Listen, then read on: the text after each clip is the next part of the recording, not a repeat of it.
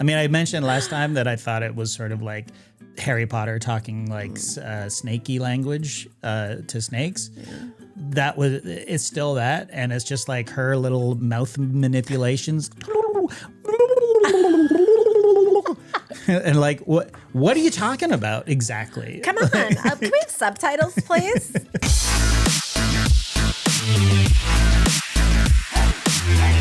Welcome to Thumb War.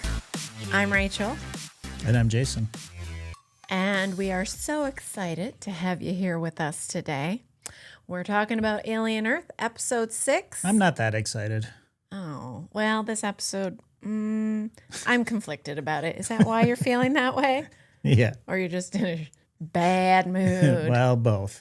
Is it the I new look like hats? a space trucker / NASCAR mechanic. I've got so many logos on me right now. I like it. I think you look hot. Oh, thanks. Thanks. You like a working man, I guess. Of course. Of course I do. Oh, that's why you work me so hard. The perspiration gets me going. These hats are a little late coming. At least we're trying. Also, wrong ship, but again, we're trying. Better ship. Oh. Better ship. I see. For those listening, we're wearing hats of the Nostromo. No Magino. Nostromo official merch. You couldn't find the Magino, though. What are you doing, Disney? You're leaving money on the table. You just don't care. Well, I don't think they're going to break the bank, creating Magino hats when they don't even know if it's going to be a hit. Again, who's not going to buy those luscious eyeballs? You had a guaranteed 2 sales here in this studio. Exactly. There's more than that. There's more weirdos out there that want to snuggle a little squishy eyeball. Okay, yeah. I mean, I love merch, obviously, but I'm not getting an eyeball. But these hats are way too tall. Like, they're like legit trucker hats. Well, I mean, it would fit a nice mullet in there. Yeah. I don't have a mullet, though. That's the problem. Work on it. Okay. Work on it. Well, it would be more of a skullet, but okay. Oh, maybe Disney should make those gigantic flies from this episode. Yes, this episode is called The Fly. Were you intimidated by that fly's proboscis? Of course not. Yes, good answer. What are you talking Good about? answer. It was not proportionate, is all I have to say. Okay. That's all I have to say. Poor Toodles. Okay. Well, we're not talking about it right now, are we? No, but yeah, R.I.P. to Toodles / Isaac. yeah, he got face fucked. But before we get cheek deep into the episode, let's go to trailer trash.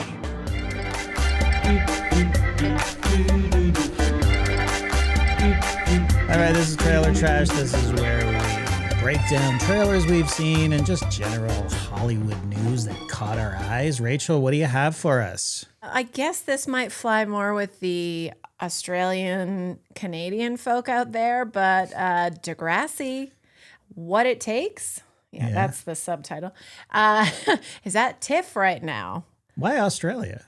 Well, don't they have, isn't Degrassi big in Australia as well? Oh, yeah, big enough.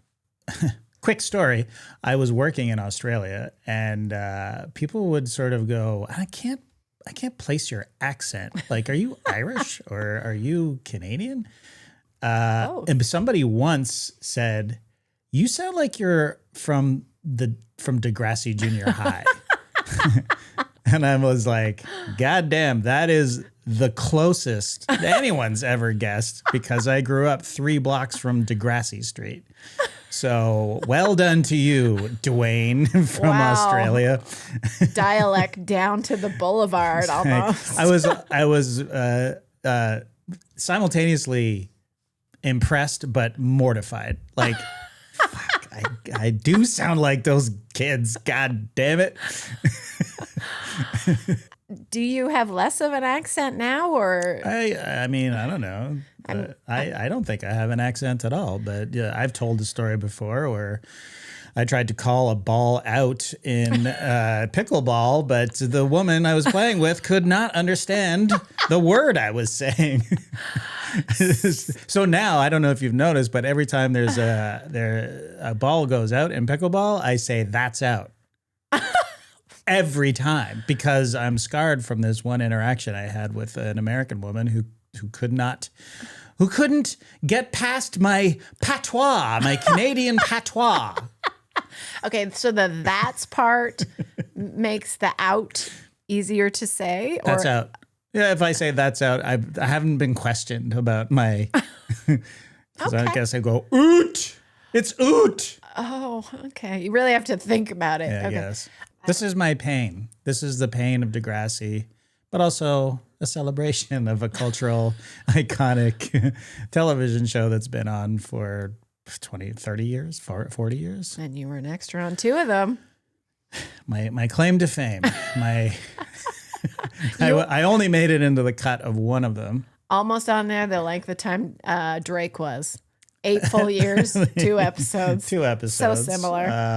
Yeah. I was bummed that I didn't get in the second episode that I was an extra for because I got to wear my leather biker jacket and I was playing a scalper outside of a concert. I remember that jacket. Mm-hmm.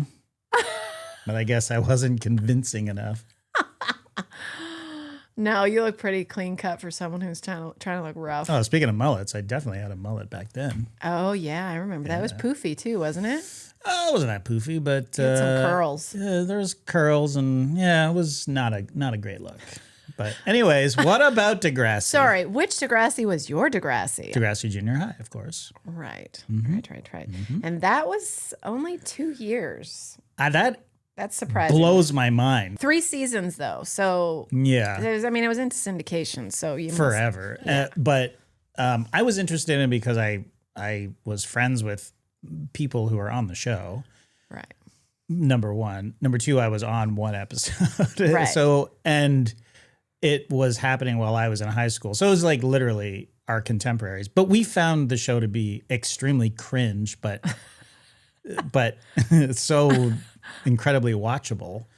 Like we would talk sometimes in our drama class, we would talk about it. Like Degrassi was on last night, so let's break it down. Let's discuss the episode. So Like there you go. grade 11, 12. Yeah, grade 11, grade 12, I Okay. guess. Yeah. Yeah.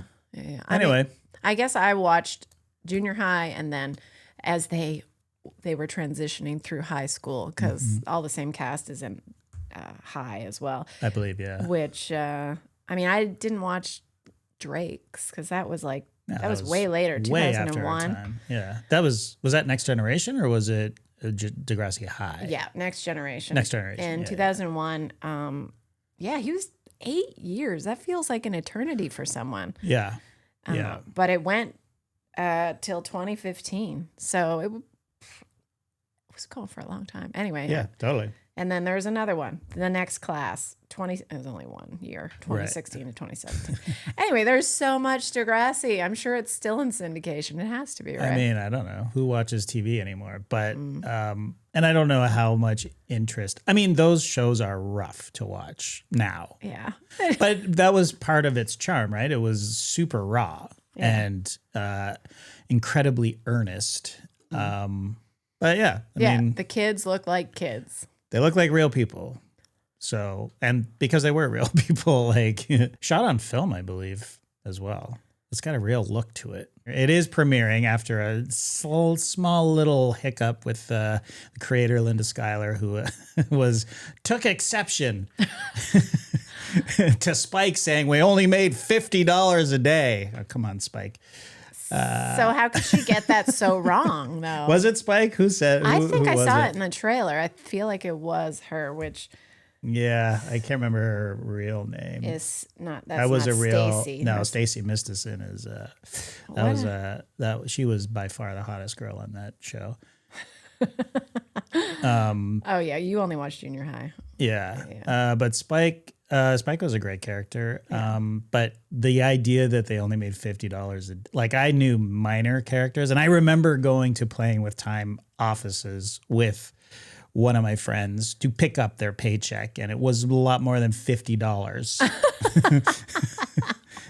Well, I guess also there was some complaining in the trailer of having to wash dishes and make your own food. It's like, that sounds like what kids should be doing.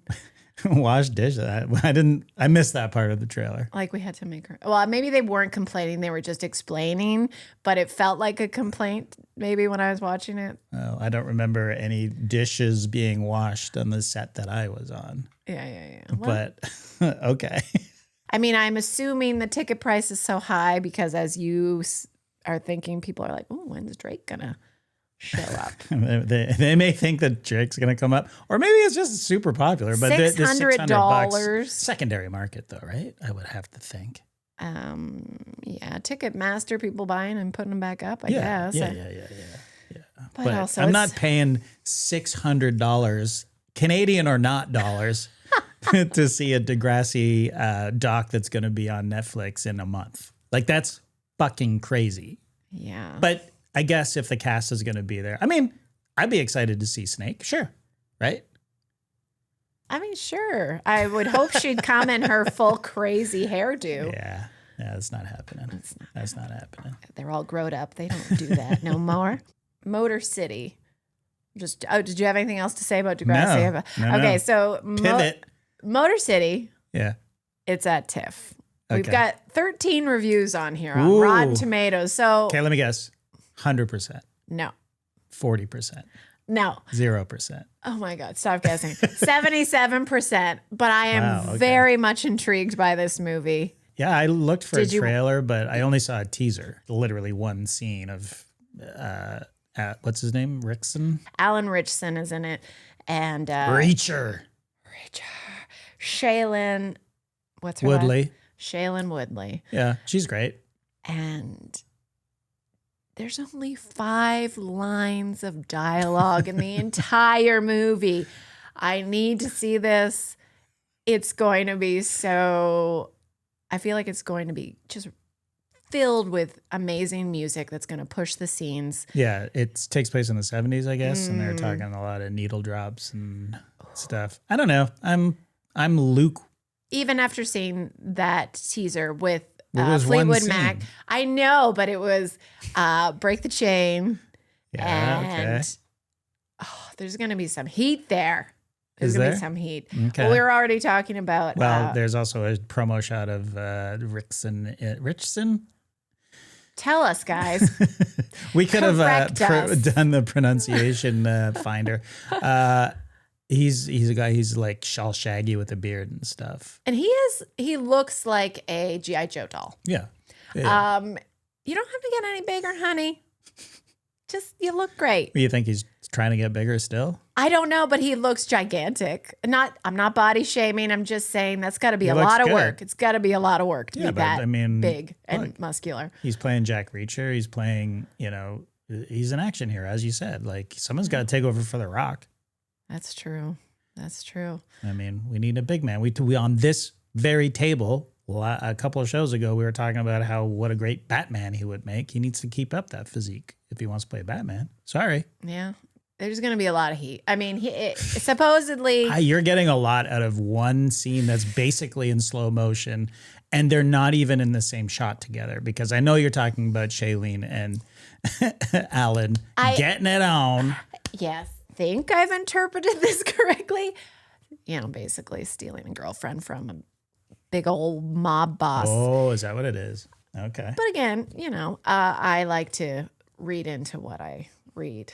And we've got Ben Foster, who always plays a great bad guy. So I'm like, this is going to be good. There's going to be a lot of action. It's going to be a thrill ride, I think. And who needs words? Not me. When you got music and body language. Yeah, sure. No, I just like the idea of the originality. People are throwing some original stuff out there, Okay. and I'm liking it. Yeah. All right. All right, so I'm into it. I know I'll go see it because you're going to make me. Black Bear Pictures. Sorry. Is this another segue? Or? Well, I was trying to think of I thought I wrote down what the other movie we saw was Black Bear. Ooh, I think it was Relay. I think you're right. Okay, well. That was a stinker. I mean, we might as well jump into the other Ben Foster movie since he's coincidentally is another bad dude. Well, not coincidentally, he clearly pulls it off masterfully. Sorry, we're calling this Sydney Sweeney movie a Ben Foster movie. Oh, sorry. You're stealing all the thunder from... I misspoke. Very much. It's a Sydney Sweeney movie. Mm-hmm. She is the main event, and it's called Christie. Wow, main event. Good pun. She is a boxer, and I don't follow boxing too much, but this woman is a legend. She's playing Christie Martin, and they referred to her as the coal miner's daughter. She's from West Virginia. Sydney Sweeney put on, as she said, 30 pounds to play this role. There's a quote here. I came on board to play Christie, and I had about 3.5 months of training. I started eating. Started eating, period. I weight trained in the morning for an hour, kickbox midday for about 2 hours, and then weight trained again at night for an hour. So she goes on to talk about the work put in and the clothes not fitting, and she was in incredible shape and felt extremely strong. And she is with a terrible abusive husband. Played by Ben Foster. And I don't know if anyone else has seen the trailer, but we won't give too much away. Yeah, looks great. I mean, yeah. Yeah. So that's it. You're into that, though. Yeah, I'll watch. Yeah, of course. Okay. Very good. We will be there for that, for sure. Your show, you do no buffs for, Survivor. Yes. Nominated for Outstanding Reality Competition Program. It'll be aired this Sunday. I don't even think it was nominated last year. Oh, really? Yeah. Well, Yeah, that's what I said. that's surprising. It is the most watched Emmy nominee of all the nominees. Okay, explain. Okay, well, we've got they tallied all the numbers, and how many seasons are there of Survivor? But most watched in terms of audience or watch hours or Viewing hours. Like more by a lot than all the other shows. Well, yeah. But again, they have 48 seasons. like what, over 700 episodes or something crazy. So it's like 462 million viewing hours Okay. in 2025. Okay. The next All right. highest. Cool. All right. I'm into it now. The next highest is The White Lotus, Wow. which I think is impressive because they only have, 3 seasons? Mm-hmm. And they are at 210 million viewing hours. Wow. So if you take the White Lotus numbers and then Mike White's episodes of Survivor, he's probably the number one most viewed Emmy nominee. Well, it says that Gary Oldman came out. They're not fat. Okay. They're not Whatever AI wrote this article for, was it Variety? It was the Hollywood Reporter. A synth wrote this. 8 billion seconds Right? of viewing time. Well, I mean, you do have to keep in mind. So all the roles Gary Oldman. This is the stupidest thing I've ever heard because it's Gary Oldman. It was in, Slow Horses, but it's not that. It's Batman and Harry Potter and what else? That's it, basically. That's what they're throwing out there. He's at 604 million hours. Wow. Well, good for you, Gary. But I don't understand the point of this. I don't know. It's just to go, ooh la la, watch more Survivor. Well, yeah. I mean, look, there's two kinds of people in the world: people who love Survivor and people who are like, "Oh, that show's still on the air." Yeah. So be part of the cult. I mean, hey, it's a great time to get in, as we always say. They just started doing it again, guys. No buffs. Get in there. I mean, you literally could, around the clock, cover Survivor. How many seasons? Is it going on 49? Yeah, 49 is coming out, and 50 has been shot, and it'll come out in the winter. You gonna do something special for the 50th? Yeah, well, I mean, yeah, we're gonna do our usual show. Oh, but everybody's excited. I feel bad for 49 because nobody cares. Nobody cares. There's like 8 alternates on this season of Survivor 49. Oh. So I said on No Buffs, they're like scraping the bottom of the barrel and casting just to Just to throw it out there. Just get it done. Just get and it move on done to 50. before 50 because the hype has been crazy. Oh, because 50 is like All Stars kind of thing? Yeah, it's from all eras. They released the cast for that months ago. Okay. And they just released the cast for 49. Like, oh, by the way, we're doing another season before 50. So enjoy that. But we'll see. All right. Well, anyway, maybe they'll win this year. Maybe. They deserve it. It's best show on TV, probably. On network TV. We had a hangout last night. It was super fun. And you mentioned that the host on The Australian is way more fun than Probst. Well, that's according to Skeets. I've seen a couple of episodes of Australian Survivor, and he's very good, the host. But apparently he just got fired. I mean, it's too fun. What was he doing? They said it was cost cutting, but well, they're just no host. maybe. Oh, okay. Or maybe he was just asking for too much money. I don't know. Anyway. This is what's happening. They're underestimating how important he is, and they think that they can save money and just get somebody younger or, cheaper, and they're going to find out the hard way. Or they're going to find a new star. Well, I have to tell you something. Okay. Andrew Santino. Yeah. He's coming after our dear friend Ash. Well, apparently not. Well, he's coming. He's coming a little less harsh than he was going to. Right. White Noise, Andrew Santino's new stand-up, is coming out this Friday, September 12th on Disney, Hulu, and he had to do a little bit of editing to please his overlords. And I understand you got to make a buck. He was, didn't really agree with it, but he's like, it's fine. They came to a compromise, but he's coming after the Disney adults. So he had a bit in his stand-up act that came after Disney adults. That's why you're saying he's coming after Ash, yes. Like kid, our beloved friend who happens to be a proud Disney adult. Yes, absolutely. Nothing wrong with it, Ash. There's nothing wrong with it. You gotta balance your life stresses with what brings you joy. Exactly. That's what brings you joy. Great. Yeah. And we're gonna go sometime with Ash. We have to as adults. And we're gonna be and he's gonna. This is happening every year now. Yeah, probably. We'll probably love it. Yeah. We'll probably love it. So his argument was when he was like, "No, I don't want to change this." I joke about a lot of other stuff in the special that's controversial. Mm-hmm. I don't think joking about people who like Disney as grown-ups is a controversial take. But they disagreed. Yeah. You don't mess with the parks, I guess. You want to be funny on our channel, we're not going to be eviscerated. It's not as harsh as it was going to be. So I look forward to seeing that and see how much he's had to pull his punches. I haven't listened to Bad Friends in a while, so I wonder if he talks about it on that. I'm curious to see. I liked his last stand-up special. What was it called? Hamburger, cheeseburger, something like that.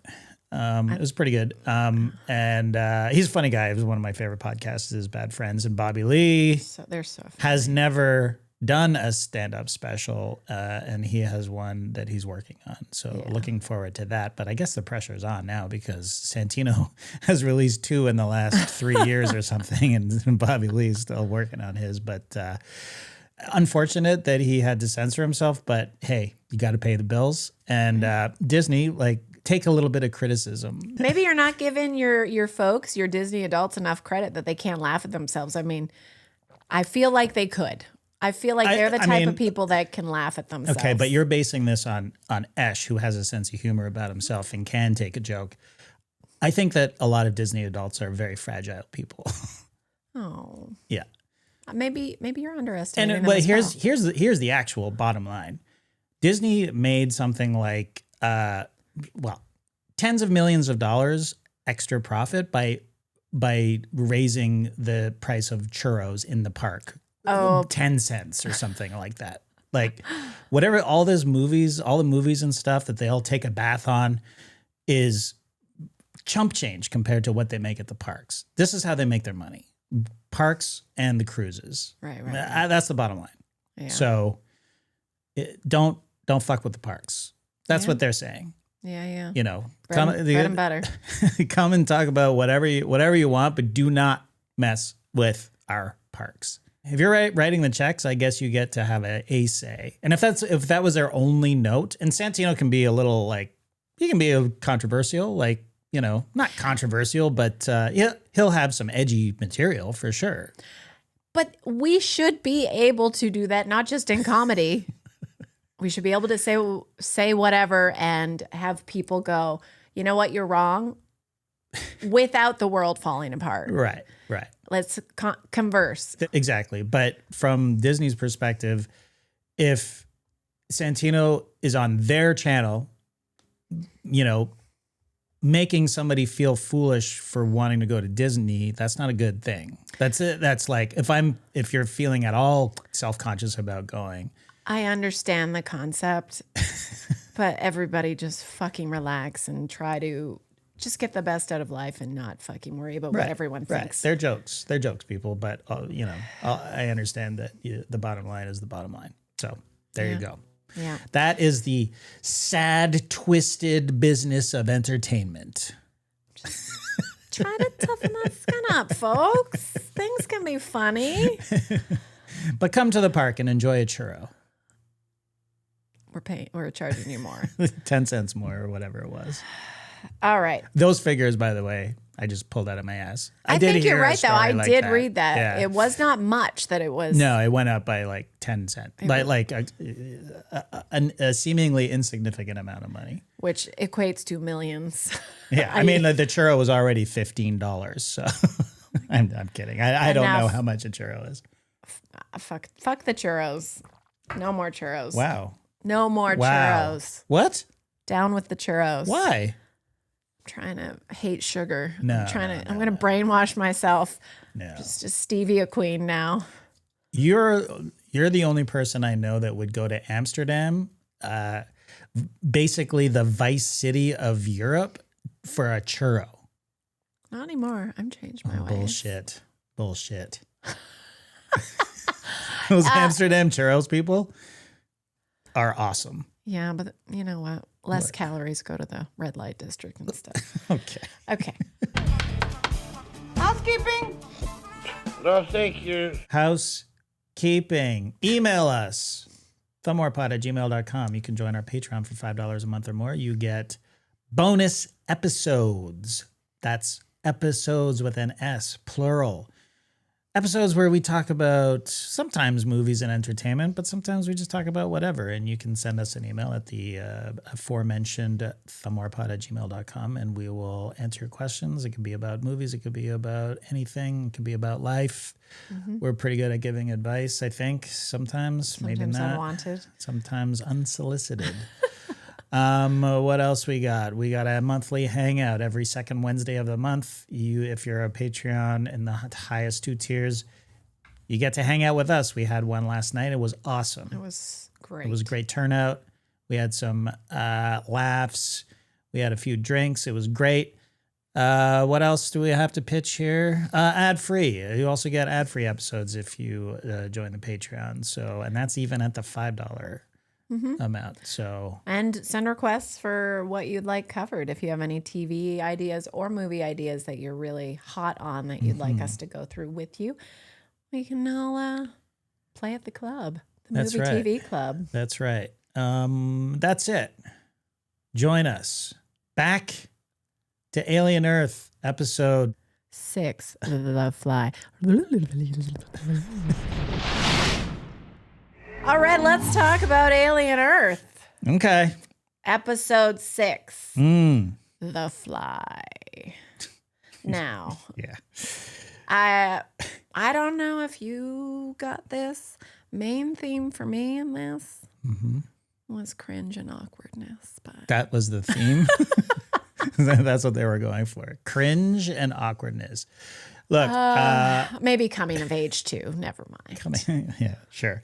I mean this show we we are watching these shows as normies, basically, and our reactions are just not from a place of lore and canon necessarily, although it is fun to delve into that.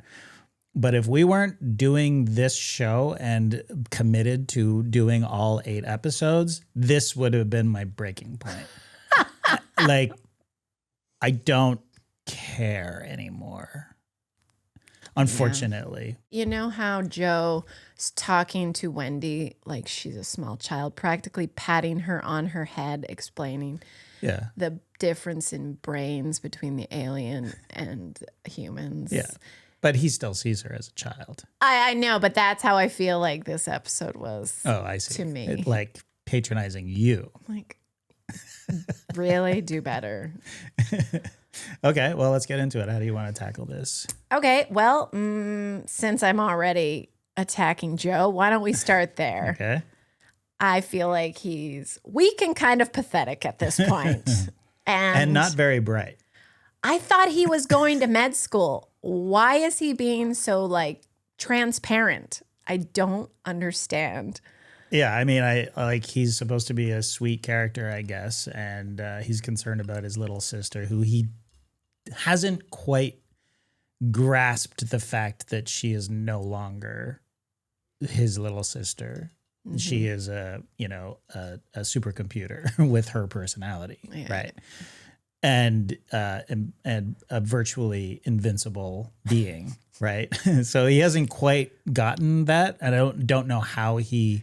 How is he missing this? Maybe that's why when she slayed a xenomorph, that was off screen, so he didn't see it. So he didn't realize how powerful she had become. But he did see the slain beast lying next to her, so he might have copped on at that point. You didn't get any of the memo, Joe? Yeah. Just like his clumsy attempts at gathering information from Kirsch and his soldier buddies, and like so blatantly trying to the point where his fellow soldier is like, I know what you're doing, and fucking knock it off. I mean, I did appreciate that part. Yeah, sure. That he didn't beat around the bush with people going, "Are you what? Just stop. Just stop." Right. And the conversation with Kirsch as he's watching her chitter to the alien, like, is she okay? and he's like, yeah, did you not see her destroy Xenomorph? Yeah. But it's not all about body safety. It's about, I'm like, oh my God, please stop. Stop being such a fucking puss. Yeah. He's like talking to Kirsch like he's talking to a daycare worker, and they're looking at her, at his sister in there, like, but playing with a toy that's on the daycare equipment. Yeah. Is that safety inspected? Is it up to standards? It's as though this episode is in its own little bottle where we are supposed to forget that Adam has already basically told Joe, you are never leaving this island. Like, are you if you want to be with your sister, you can stay here, but you're staying forever. Otherwise, you're going to owe us for that lung. Did you forget that, Joe? Like, what's your plan here? Like, what, you know?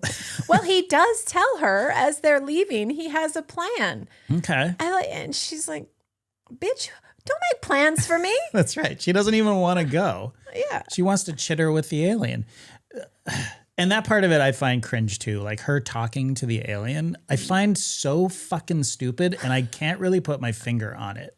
I mean, I mentioned last time that I thought it was sort of like Harry Potter talking like snaky language to snakes. Yeah. It's still that, and it's just like her little mouth manipulations.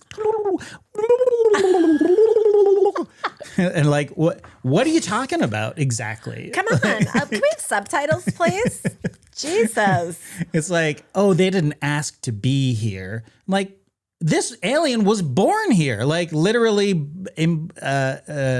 impregnated into Joe's lung, right? Like, I hate this sort of thing that they're doing where it's like, oh, let's feel sorry for the xenomorph now. I don't hate that. It was literally taken from another planet and Okay, sure. and born somewhere else. It's not its natural habitat.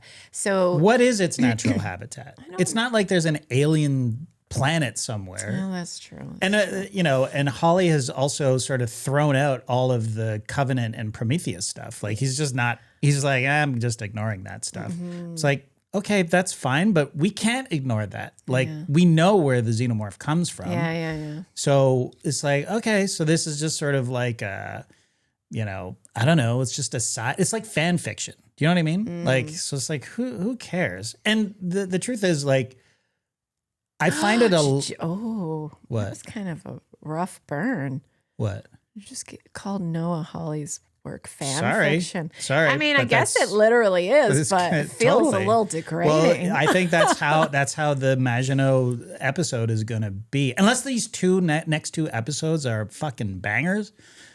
Like, the Maginot episode is just going to be like, okay, it was sort of a low rent version of an alien movie now. Now that I'm looking back at it, because now I'm annoyed, right? Like, I was like, okay, it was kind of fun. It was kind of fun to be on the Maginot and stuff and seeing how it all played out. And we were in an alien movie for an hour and 5 minutes. So I guess that's cool or whatever. But now I'm looking back going, God, like, I kind of want that time back. And it just feels like a low rent. Okay, but that's version. because you're mad at this episode. I'm mad. Just I'm mad. stay with us. And I'm saying, like, as I said, I would be out. I probably wouldn't bother watching the rest of the season at this point. I don't know. I would have wanted to continue because, familiarity for me breeds love, Right, and yes. I would still be going because I understand you do not like the chittering. I guess I don't mind it. I don't think it needs to go on forever like it does unless they are going to give us some fucking subtitles. If you're going to have that going for that long, give us a fucking tidbit of what they're talking about. Maybe we should turn on the captions. Maybe there are captions and we don't even know. That would be amazing. But yeah, I'm sure it says weird slurping and chirping. Okay, so anyway, she has this conversation with him. It's clear, like, it's like I'm pushing back on the people who are constantly telling me what to do. I'm coming of age, which brings me to the thing that I found the most annoying of this episode. Mm-hmm. Is this narration, this Peter Pan boy cavalier reading in the background, trying to be like something deeper than it really is, like associating this dark Peter Pan story with these kids going and realizing, I guess I'm becoming an adult. It happens with Slightly. It happens with Nibs, with what happens with her. Like, they're all kind of like, oh, it kind of sucks to be an adult. And everyone's still controlling us. I don't want this. I want freedom. Right. But, okay, we get it. We get the Peter Pan. Enough with the Peter Pan. This device of him speaking into a microphone, to who exactly? Is this over the PA system? Like, is it a bedtime story for all the workers? Does he have a microphone in the picture? Yeah, he's talking into a microphone. Oh, that's weird. I didn't even know. How did I not notice that? I don't know. Okay. Why else would he be reading it aloud? I don't know. That's what I was trying to ask myself. Like, are they sitting there? It's like story time in that big round circle couch. Or, oh, yeah, interesting. Wouldn't they shut? No, it's a microphone. I didn't even notice the microphone. Oh, ugh, stop. Fucking stop. Boy Cavalier his face fading in and out, reading this shit. Anyway, that I could do without, but I understand. I mean, they're creepy passages. Yeah, for they sure. are. But, it's like, anyway, go on. There's some trouble in paradise with the married couple. Because guess what? You gone, Arthur. You gone. Adam is there with Nibs. Oh, what did she say? Oh, that she's pregnant. Okay, well, that's not going to work. Cut that shit out. Let's move on. Right. Oh, no, therapy it'll take a while. No, just fucking erase it. She is hardware. Well, but she's a child as well. Is she? Okay. I mean, I've said what I think, and I don't think that they're actually who they are. Well, why is slightly crying? I don't know. I'm trying to still hold on. Okay, well, sure. Anyway, so Arthur is like, I'm not doing that. Okay, well, you're fired then, motherfucker. Get out of here. Because Sylvia says she will do it. Dame. Their last name is Sylvia. Sorry. Dame, yes. So she's like, oh, you're going to do that? I thought we were a team here. It's trouble in paradise. You're fired. Adam is no nonsense. Bye-bye. And fair enough. Like, Arthur is taking a stand, a moral stand, right? Because they believe that these are children, right? And he's saying, I'm not doing this. And, it's Dame who's like, oh, therapy. We'll just deal with this therapeutically. Mm-hmm. But she's like, she's so far gone into this motherly instinct for these kids, and then she just goes back on her own plan against Arthur with no discussion or anything. But I don't think either of them thought that Arthur would get fired for it. Yeah, no. But it's really strange that they didn't even have a scene afterwards. Like, what are you fucking doing, Dame? Like, you just we should have stood our ground, and Yeah, they don't. And then she's like, she just lets him get fired. Like, it's just weird, and like it is. And like the next scene is like for them both is her erasing Nib's memory, and he is packing shit up, ready to go. Yeah. So, okay, I guess that was unnecessary narrative, but fucking Peter Pan stuff is important. Right, exactly. And by the way, like, this episode was under an hour. Like, the last episode was an hour and 5 minutes. Like, it's on Hulu. Who fucking cares, man? It'll put in an extra scenes to explain things. And this whole thing of like, oh, we're going to erase her memory, and guess what? Wendy is going to be at her bedside when she wakes up. Yeah. And completely just like blow up the whole thing. Like, why not gather the kids around and say, look, she's had an episode and we're going to have to take a chunk of her memory out, but this is for her own good. Let's all go along with it. That seems more imperative to the situation than Peter Pan quotes. Yeah, exactly. Over the microphone, if that's... I mean, you can still have, Wendy go against the briefing, right? But this whole like, oh yeah, remember when we were in the broken zoo and that I attacked you and you said you were pregnant? Remember all that? And it's like, I don't have that. It's like, okay. Stop funning. I don't have that. I'm like, okay, this is like dialogue be changing.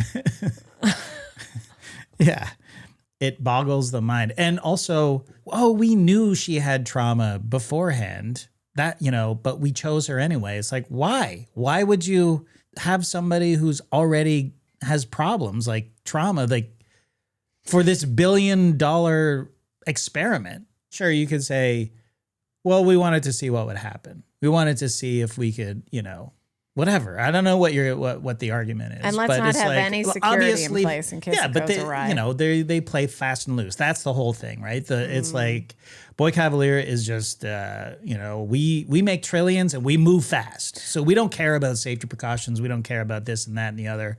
But there was a selection process there were obviously kids who were terminally ill who got rejected from the program. There was only... 5 kids? There were only 5. They only found 5 terminally ill children. Well, I hope that's the case in the future. That they could only come up with 5. But it's just like, okay. Yeah. I don't know. Like, it's just sort of at the point where it's kind of insulting our intelligence in a way. Yeah. And like it's like, all right, let's get to the point here. Where are we going with this? Okay, well, why don't we get to the arbitration? What did you think of that scene?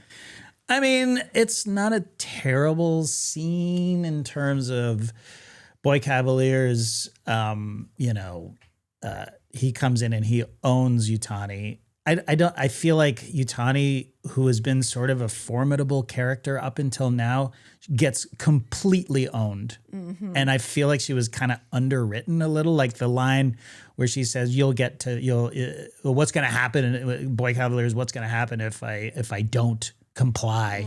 It's like, oh, you'll be sent to bed without your dinner. Like that's so fucking cringe, that line. That was so cringe. It's like, why not write her better and have them actually have like a head-to-head like you had in the elevator later on with Morrow and Kirsch, right? Like at least that, which also I found a little awkward and tedious, but I did at too. least I was wondering if that was because they're both so calm and cool why it was tedious, because they're both the same kind of personalities, really.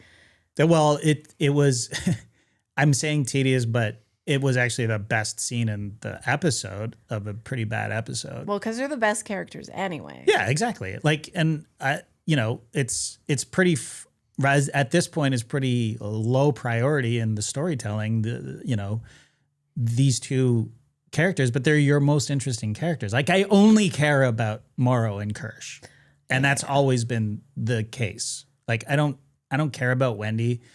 I barely care about any of the kids. You actually want them to die. I wouldn't did say you like that part about the show, though? At least one of them are dead now. No, I don't want to see anybody die. Kind of ghoul do you think I am?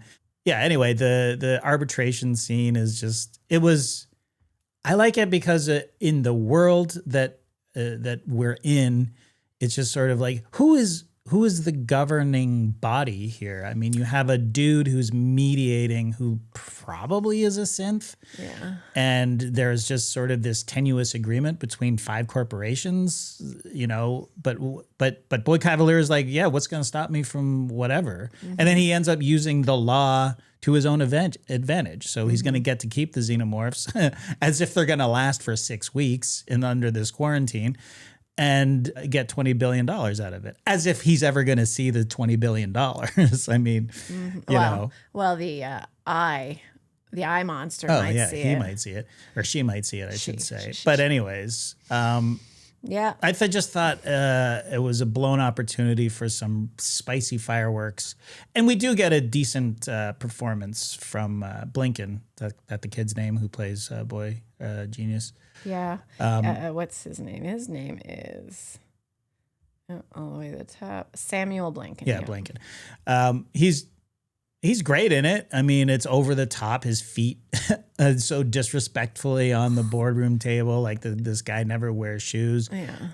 I think in the I was listening to House of R, and they were talking about how Hawley was citing the episode of Twilight Zone where the kid has omnipotent powers, right? And all the adults around him are afraid of him, right?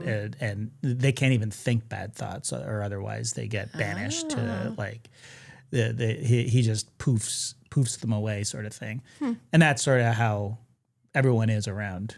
Oh, like maybe that's why Yutani is not getting no, I don't think it's that. I think it's everybody on Neverland. Like everybody just deals with him, and he doesn't want to wear shoes. I'm so eccentric, I never wear shoes. It's like, all right, okay. Anyway, okay, well, we know Morrow is still in contact with Slightly. Still threatening him with Mama. He tries to get rid of Joe. Didn't work. But he is successful a little later. But before we get to that, Kirsch is on his way back with everyone from that meeting. He's got his little iPad. Yeah. And he asks Isaac, hey, is Curly with you? Nope. And I like his character. I do like Isaac. He's so eager and so keen. Anyway, he wants to do this chore for him all by himself. This annoyed me so much. But I know people have to do stupid things to propel a story forward, but do they have to be that stupid? Yeah, I mean... So what part of it was stupid? The backing into the fucking room. Okay, all right. So he goes in and he starts feeding the aliens. And I mean, it's like, okay, it's you fuck up the alien one that could destroy the hybrid. Right. So it's just coincidentally... But if you know that, why are you going to back in? Why are you backing in? It doesn't make any sense. It's like cue the yakety sax, cue the bumbling music, right? It's just like, okay, I get that he's a kid, but come on. He's also a supercomputer, right? He can work it out. Like, also, Again, sorry. We're talking about the fly cage. After he's fed the sheep and he's fed the plant, the wacky plant. Yeah, the flora fauna they're calling it. Oh, okay. And they have normal organic food, but this one, rocks and metal. Oh, it eats robots and minerals. Okay. So I guess this is the one that I'm going to be the least safe with. Right. He rips the door off. Okay, fine. But then you have a tray of food. You could just slip it under and close the goddamn door quick. Right. You have super what's happening here? It's so bumbling, like you said. Yeah. Backs in slowly. Like I want them. I don't want to see them. They could just attack me. I'm going to do this the worst possible way. Sets it down. The sheep scares him and he falls down. It's so fucking stupid. Anyway. And it's like you said, rocks and pieces of metal. Like, who cares? Throw the tray in, like flip it over. They can eat the tray. It's metal. Yeah, they probably would eat the tray. So what's the problem here? It's just, it boggles the mind. It insults our intelligence, and it's annoying. I get that he's a scientist, right? Like, I get that. But there's a fucking gross, massive fly on your arm, and you're just going to hold it there? Like, oh. And like almost get it closer to your face? And do you not know that it spits acid at this point? Like, you must know that. It feels like somebody would have mentioned that. Yeah. Let's pause on the Isaac death for a second, because we will get back to that. The part where Arthur comes back into the picture, he is packing up his stuff because he's been sacked by his wife and by the... Oh, so you think company. they're splitting up?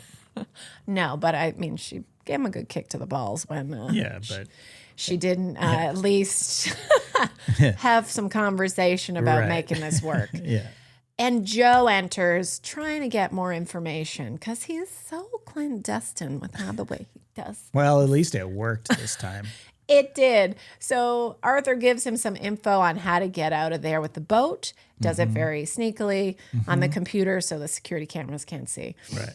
And then he turns off her tracking. He turns off Wendy's tracking. Okay. So Well, that's good. That's a good thing that happened, because that was top of my brain. Like, how are they not going to know where she is? Yeah.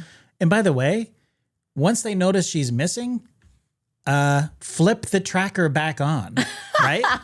Like, I think they can remotely control.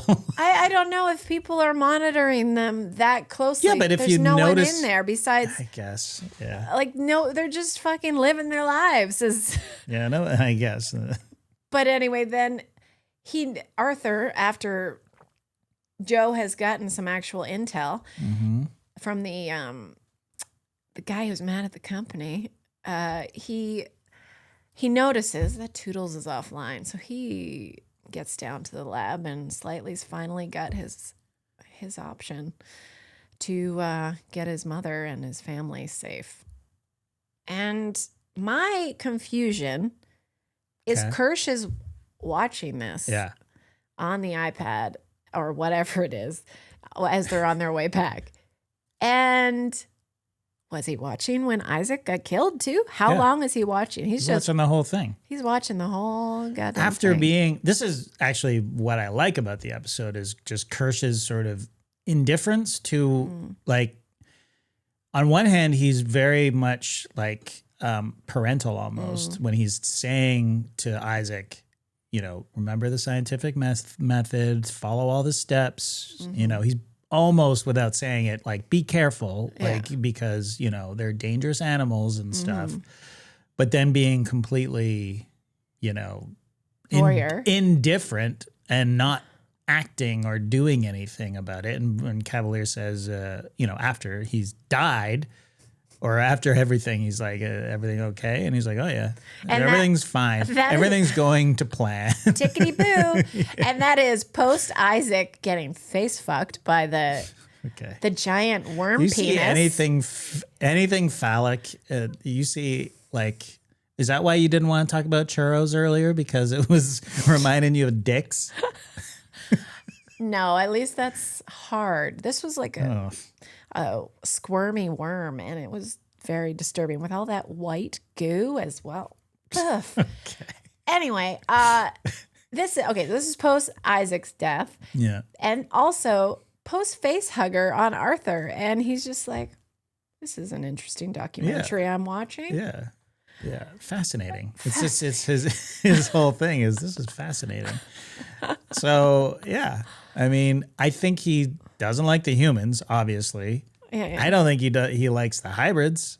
He's like, they're a pain in the ass. He seems to have a little bit of interest in Wendy because she can communicate with the xenomorph, but the rest of them are just a huge pain in the ass for him that he's been saddled with. Yeah. And it's just like, I can't wait to get rid of these kids, right? And he doesn't care about their humanity, whatever's left of their humanity. Like, he wants them to expunge that from their programming. He said as much. Like, forget about them. Forget about people. They're sentimental. They're weak. You're so much more than that. He certainly looks at Joe with even more disdain than I did this episode. It's true. And so this coming showdown between the cyborg and the synth, that's interesting. Yeah. This cyborg who wants to be a synth and maybe a little bit of the synth being a little jealous of the humanity within Morrow. Because he thought the pain would be interesting. Yeah. That's interesting to me. That's the most compelling thing about this series. And we get little slivers of it every once in a while when we're not in the Neverland daycare center. You know what I mean? Yeah. But that's okay. We're getting hints that these kids want out of the daycare playground and they want to be treated like adults, not tiny little toddlers getting their heads patted. Yes and no, but you have Smee who's like, I'm a kid. I want to be a kid. Like, I didn't sign up for this. And he is the sweetest character. Yeah. And shout out to that guy. I don't know, I have it in front of me, but he's kind of impressed me the most in terms of the adult acting like a child. Like, there is a sweetness and innocence to him. But it does feel younger than 11. It does. But is that he's supposed to be 11? I mean, I think Slightly is 11. Right. Wendy's supposed to be 12, so I was assuming Shmi would be about the same. Right. But I think that performance is really good, and there's a real sweetness and tenderness between him and Slightly. And there was a shot a couple of episodes ago when Joe was talking about the 5, or he was talking about something, and then he was just sort of like wrapped, just the expressions on his face. He's just got this way about him that's so sweet and innocent. Anyway, I like that portrayal, even though I'm done with I'm like Kirsch. I'm like, get these kids out of here. Like, honestly. Yeah. Anyway, what's next? Is that it? Are we done here? I mean, I think I'm annoyed enough. Yeah. I mean, I need a comeback episode. I do too. Yeah. I definitely do. I mean, Wendy impressed me. I mean, she when she was talking, she was letting out her frustration with Dame, which is indicating to me she's about to rebel. Right. She's rejecting her Wendy name. She was like, call me Marcy. So that's got to come in the next episode. It's going to be a fuck you, Joe. Fuck you, Dame. Fuck you, Boy Cavalier. Right. Oh, it's going to be so painful for Joe when she chooses the xenomorph over him. I would at this point. Come on. That's her brother. Anyway, we got the penultimate episode coming up next week. So lower expectations immediately. Why? Because whenever I do actually get excited about something, I'm bitterly disappointed. Yeah. when it comes to that stuff. Yeah. Well, we'll see. I don't know. No more fucking narration. No more Peter Pan. There's going to be a huge Peter Pan climax.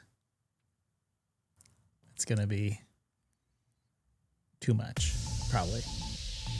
Well, we shall see. Thanks for joining us. And we will see you next time. Sinners is coming. And friendship? Friendship after that. All right. Love you. Bye. Bye.